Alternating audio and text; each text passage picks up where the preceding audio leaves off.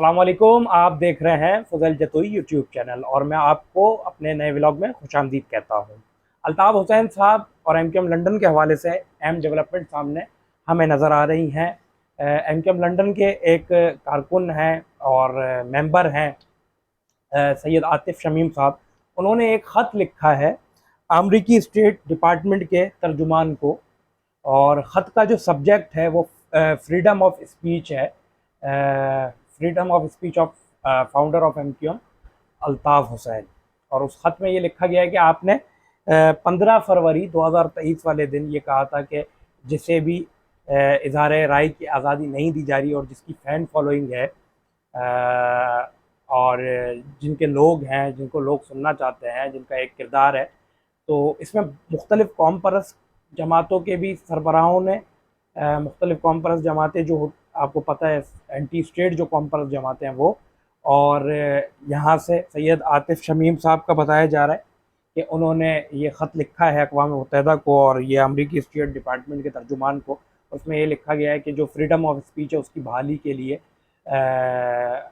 उनसे ये ख़त लिखने का मकसद है कि वो कुछ बात करें, क्योंकि उससे कबल भी ये बात कर चुके हैं और इमरान खान साहब को भी बोल चुके हैं, दूसरे लोगों को भी बोल चुके हैं कि पाकिस्तान में बलोचों को और बिलखुसूस सिंधी जो लीडरान हैं, जो कौम परस्त के हैं, उनको उनके ऊपर जो पाबंदियाँ हैं उस हवाले से बातचीत होती रही है। तो इन्होंने एक ख़त लिखा है अमरीकी स्टेट डिपार्टमेंट को, जिस पर पूरी दुनिया के जो भी लोग ममालिक के लोग होते हैं वो लिखते हैं। यहाँ से सैयद आतिफ शमीम ने लिखा है बानी एमकेएम अल्ताफ़ हुसैन के लिए ख़त, और सब्जेक्ट जो है फ्रीडम ऑफ स्पीच है।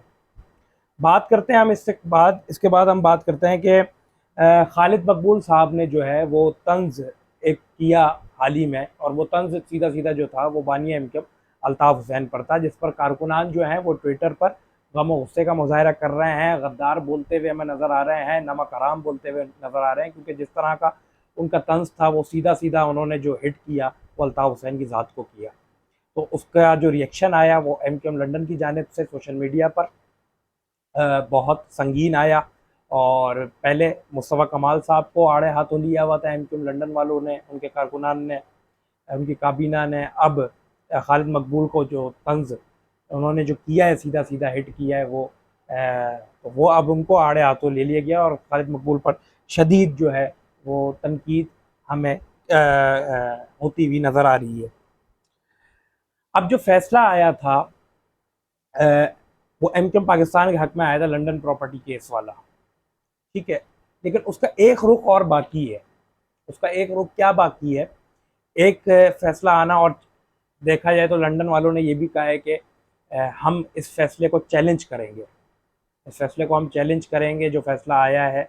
लेकिन वो तो चैलेंज की बात बाद में, लेकिन एक और फैसला आना है। वो फैसला क्या है कि जिनके पास जो बेनिफिशरी हैं उन्होंने क्या इन प्रॉपर्टीज़ क्या क्या वो असल हकदार हैं या वो मिसयूज़ तो नहीं की उन्होंने, ये एक फैसला आना है। जिस पर जो एमकेएम पाकिस्तान ने, आपको पता है मैंने आपको पिछले व्लॉग्स में बताया था कि उन्होंने ये मौक़िफ़ दिखाया खालिद मकबूल ने कि एक प्रॉपर्टी जो है वो इमरान फारूक की एहलिया को दी जाएगी।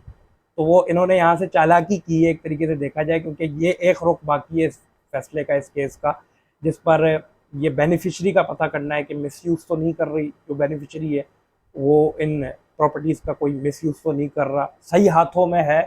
एक तरीके से अगर मैं आम अल्फाजों में कहूँ तो सही हाथों में चीज़ है या नहीं है। तो उस पर उन्होंने इमरान फारूक को एक प्रॉपर्टी जो है वो उनके एहलिया को दे दी है। यहाँ पे भी ये एक तरीके से देखा जाए तो ये चालाकी हुई है।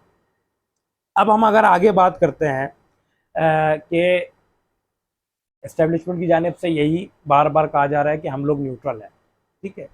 और सिंध के मुख्तलिफ़ इलाके जो हैं उसमें एमकेएम लंदन की जो सरगर्मियाँ हैं वो हमें होती हुई नज़र आ रही हैं।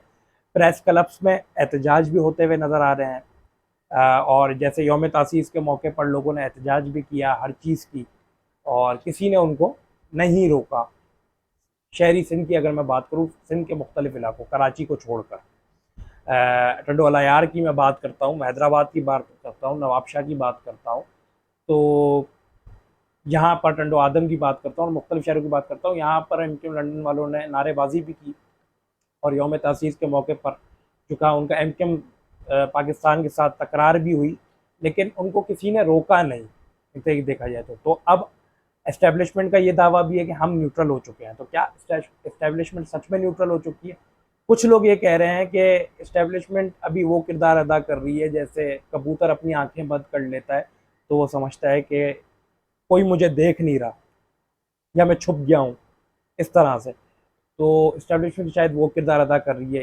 फिर कुछ लोग ये कह रहे हैं कि इस्टेब्लिशमेंट अब सच में हमें न्यूट्रल नज़र आ रही है और इमरान खान के ऊपर उनकी गहरी नज़र है अभी, तो इनको जो है अभी छोड़ा हुआ है इस्टेब्लिशमेंट ने।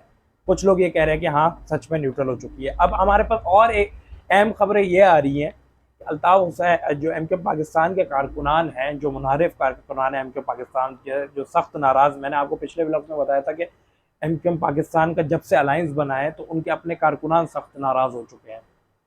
उनके अपने जो हैं, जो उनके समझें साथ देने वाले कारकुनान थे, जिन्होंने पार्टी को चलाया है, जिन्होंने बड़ी मेहनत की है, जिन्होंने अपना खून पसीना दिया है एमक्यूएम पाकिस्तान को, 22 अगस्त के बाद वाली एमक्यूएम को, वो इस अलायंस के बाद सख्त नाराज़ हो गए हैं। और जैसा कि मैंने आपको बताया था कि पीएसपी के लोग भी अलायंस के बाद सख्त नाराज़ हो गए हैं। साथ बैठना और एक इनको साथ बिठाने वाली वो एक शख्सियत ही थी, अगर अब एक आम अल्फाजों में देखा जाए तो, क्योंकि उस वो शख्सियत गई तो देखें ये साथ बैठ भी नहीं पा रहे, साथ बर्दाश्त नहीं हो रहा उनसे एक दूसरे का। क्योंकि जब एक दूसरे के पर्सनल इंटरेस्ट को फौकियत दी जाएगी तो फिर कौम का कोई नहीं सोचता, कौम के बारे में कोई नहीं सोचता।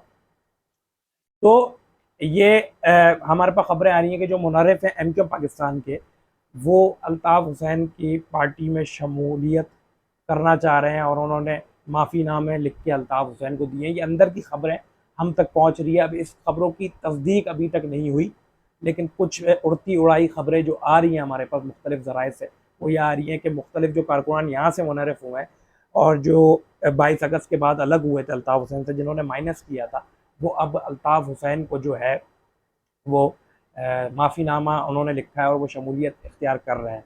और इससे ये होता, अभी तो इसका जो है ये ऐसी कोई हमारे पास खबरें नहीं आ रही बावसूख ज़राए के, लेकिन उड़ती उड़ाई आ रही हैं। लेकिन इसके कॉन्सिक्वेंसेस अगर ऐसा हो रहा है तो इसके कॉन्सिक्वेंसेस उनके लिए ये निकलेंगे अभी कि उनकी शायद उनके लिए मुश्किलात हों। जैसे वो अभी आज़ाद तौर पर घूम रहे हैं, तो कराची में तो अभी उनकी कोई सरगर्मी नहीं हो रही। कराची में अगर कोई अल्ताफ़ हुसैन का नारा लगा रहा है या अल्ताफ़ हुसैन का नाम ले रहा है या अल्ताफ़ हुसैन की हक में बात कर रहा है, तो उसको नहीं करने दी जा रही।